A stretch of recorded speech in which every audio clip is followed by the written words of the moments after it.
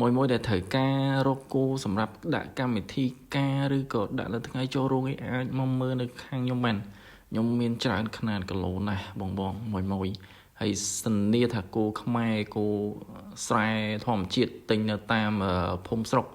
បើសម្រាប់គោដុតវិញគឺមានຂະຫນាតចាប់ពី40គីឡូ50គីឡូ60គីឡូ70គីឡូរហូតដល់